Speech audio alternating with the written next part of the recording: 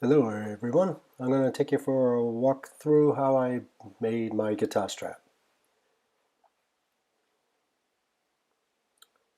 So first I usually draw up a template on paper, transfer it to some pot stock cardboard and cut it out, trace it onto my leather.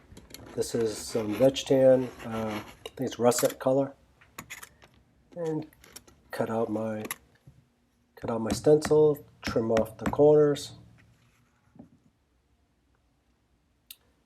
I'm using a wing divider to just make a border.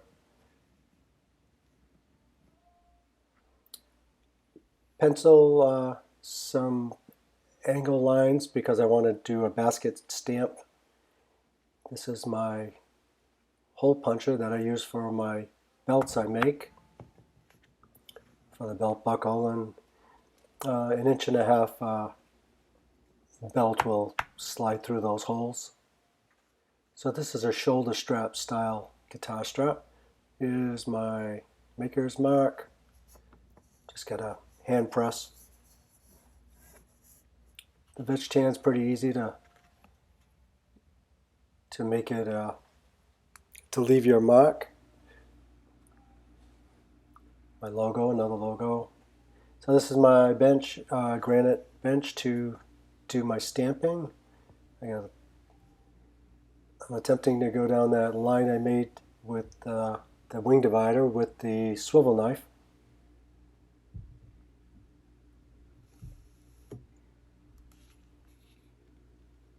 I don't do a whole lot of this stuff, but every now and then, and the more you do it, then the better you get.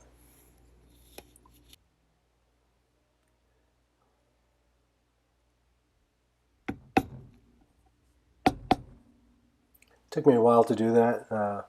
Kind of skipped through it because I was going pretty slow. Not only because you're taping too at the same time, but I'm not real quick at it. Need some more practice. So here I'm doing a border stamp. Kind of brings the basket weave right to the edge I made.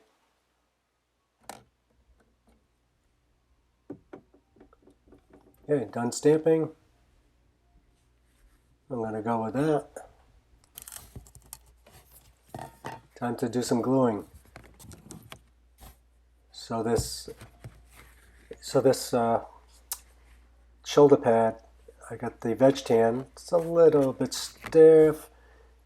I have some, I think it's veg tan also, or chrome tan, mix, whatever. It's softer. Here it is. And I usually use this in the bottom of my tote bags, the bottom half. And I'm going to use that for the bottom part of the shoulder pad, which would rest against my shoulder.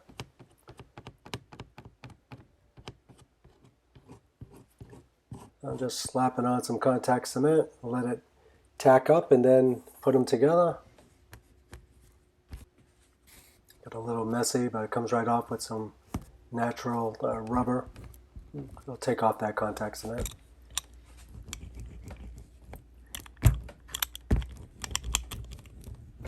These little rollers are pretty handy, but I'm going to go back with the hammer and make sure it's tacked pretty well.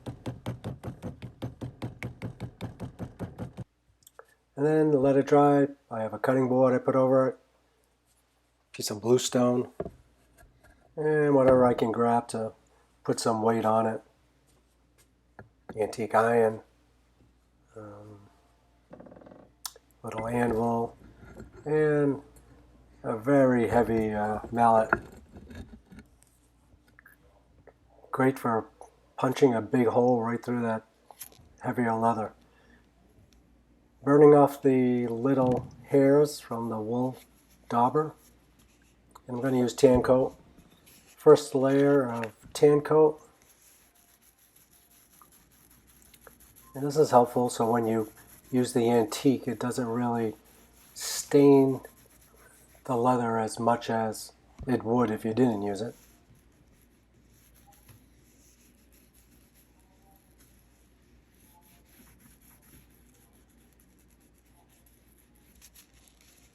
And now it's dried, antique. It's kind of the fun stuff. Just get your hands right in there and just smear it all over. You want to work it into the cracks, into the lines.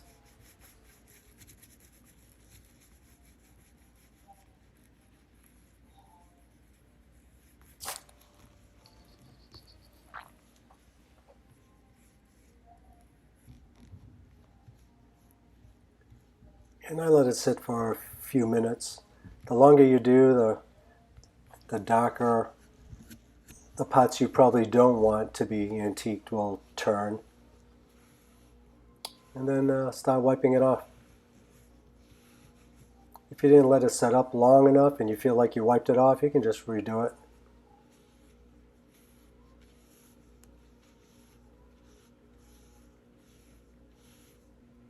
A little messy, so yeah, you want to put some gloves on. So that's pretty much it. I'm okay with that. And then I'm going to go back with another coat of tan coat.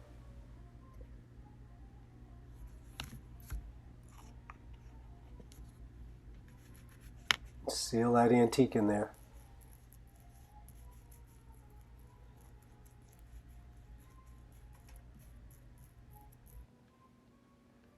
So I'm going to backtrack and punch out the holes from the bottom section of the strap. I'm going to move to the concrete floor because that mallet's a monster, man. It bounces the whole tabletop.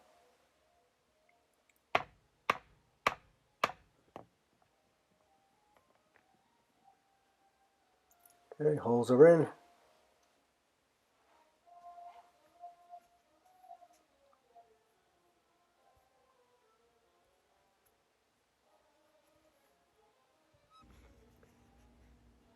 Now I'm going to trim it up again. And I'm going to make sure I take a little bit off the stamped portion so both pieces, top and bottom, get cut evenly. So you have a nice flush edge.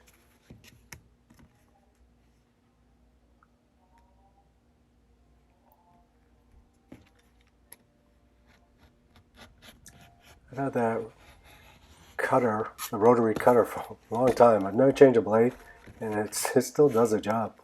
For an inexpensive blade, knife, I got a lot of miles out of that thing.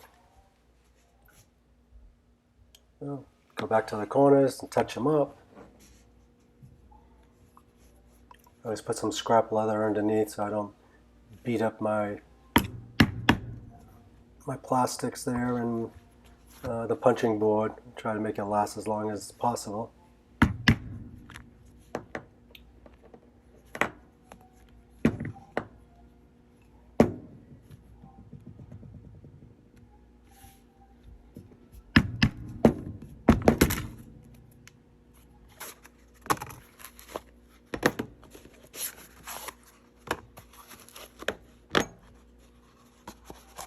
Cinnabrox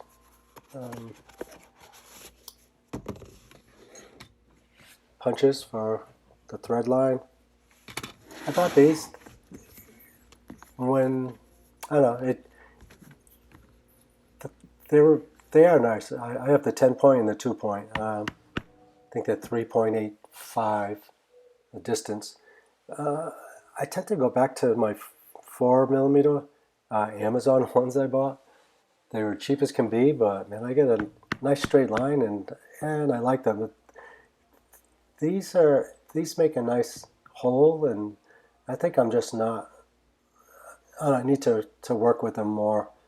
You know, it's because I'm doing 10 points at once, and I tend to kind of rock a little quickly, and sometimes I might the 10th point might be off the line a little. I don't know, but for the most part, they come out pretty good. As you can see here, they look okay, and I think I just have to work with those more. But I haven't thrown away my cheap Amazon ones. They're kind of my go-to, which I have in 4mm and 5 also. So this is just some saddle stitch. I'm skipping the needles coming in and out and all that, just kind of giving a quick view of the thread going into the holes. It probably would have looked better going fast motion, and kind of see them just zipping into each hole. I've seen guys do that video and it looks pretty neat.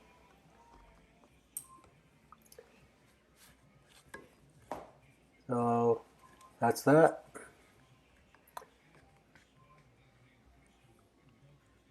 Snip the threads, singe them, the nylon so they just burn and roll right back.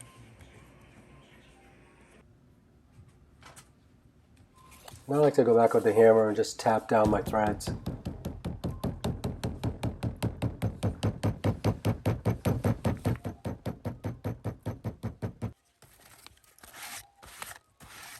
Run some sandpaper around the edges.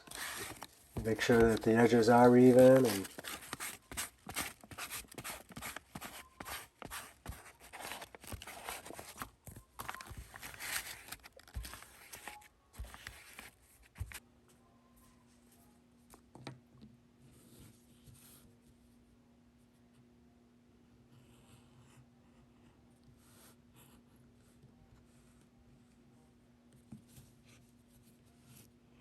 time to run in a bevel down the edge and take off that sharp edge.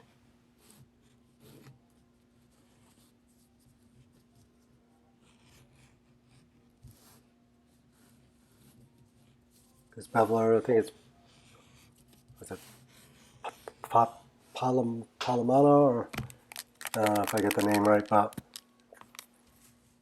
that etcher is awesome. I had some other ones that weren't that great. It's kind of rough. When I got this one, it was just like butter. Going around doing them bevels. I love that little tool. Grabbing some dye to dye the edge. Burnish right on the dye.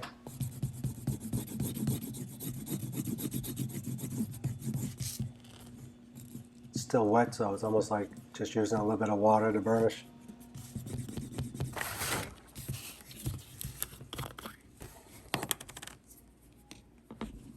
Grab a little dye on a Q-tip, see if I can get in here without making a mess.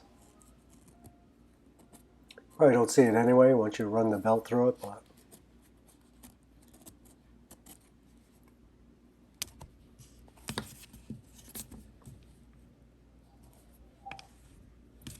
like my belt straps, I do all the edges and burnish the edges and dye them if they need it. I'm not in a rush. I don't mind to take the extra time to do that. I'm not a fan of just the bare edges, especially on belts.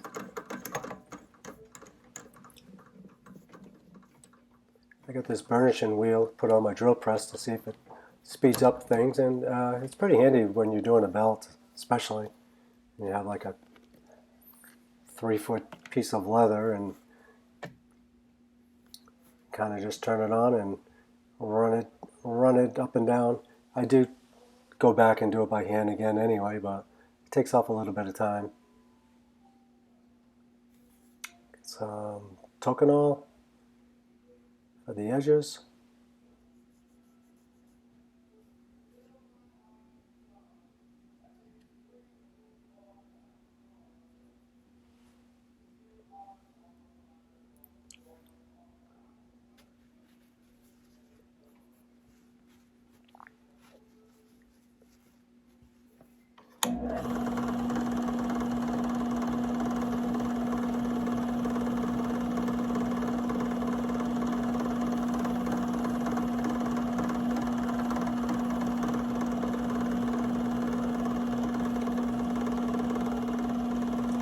This wheel is pretty new to me. I haven't spent a whole lot of time with it, but things I've done with it seem to be helpful and come out okay.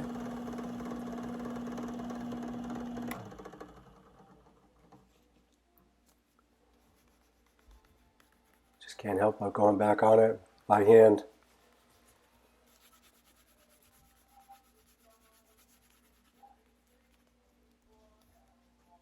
It's not the same if you don't get that tactile feel. And fine sandpaper, take out the edge a little bit and repeat.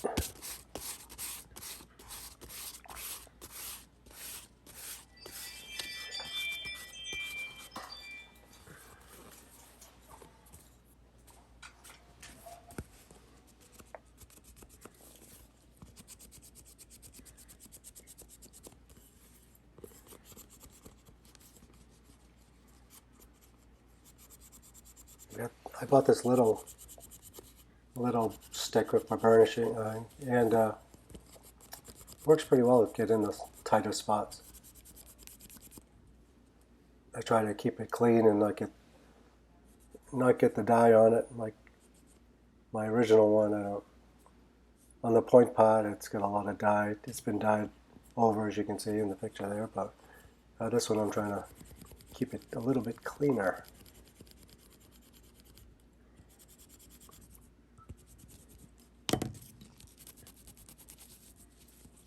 Always go back to the canvas.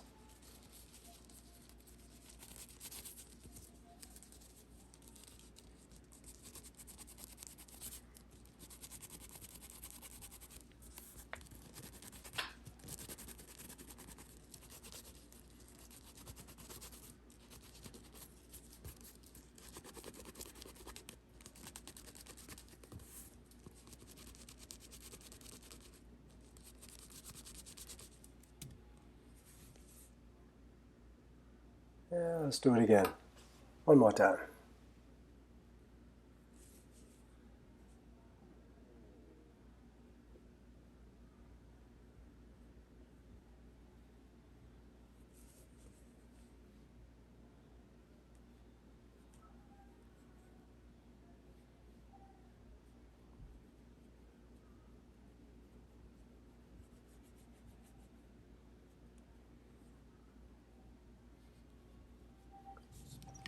They have those squeeze bottles to put on, Toconol. I don't know. I just stick my fingers in there and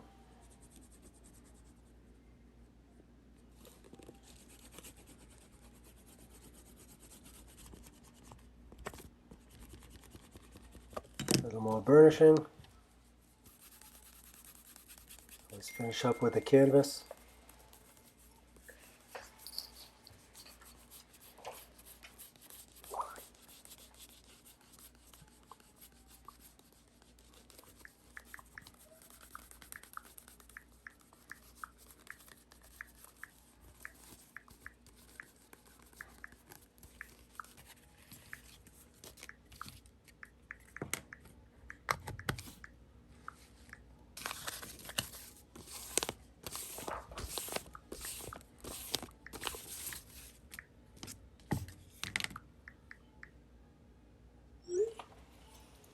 Thought I was done, but yeah, one more time.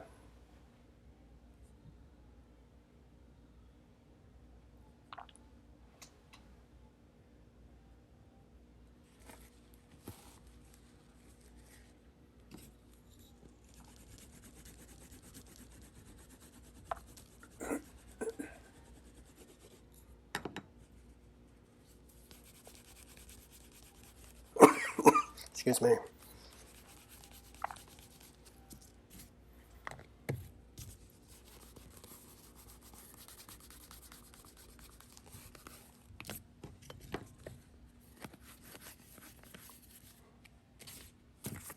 Well, that's it, we're done. Call it.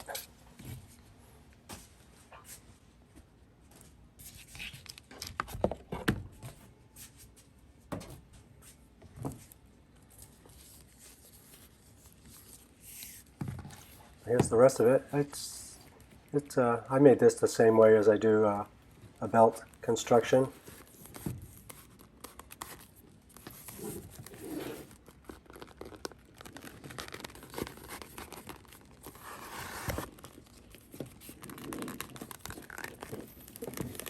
This belt is fetched in, bridle.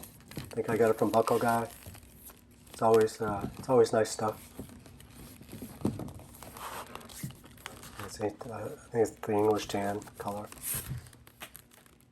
On the other video, I used a black strap, and I made one for my bass guitar, my first strap. The back part of the strap I had to change because the buckle touched the guitar a little bit. I didn't like that, so I changed it up a little bit, and this one seems to not do that, and yet you have enough holes to extend it if you like to hang your guitar low or bring it up and get it up closer. On the other video, I had put some guitar strap locks on mine so I don't drop my bass on the floor. But anyway, this is it. This is the finished guitar strap.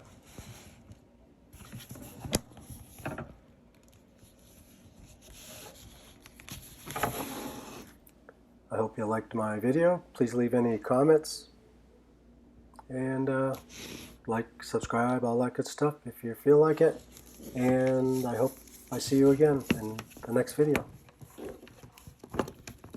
Thank you very much for watching.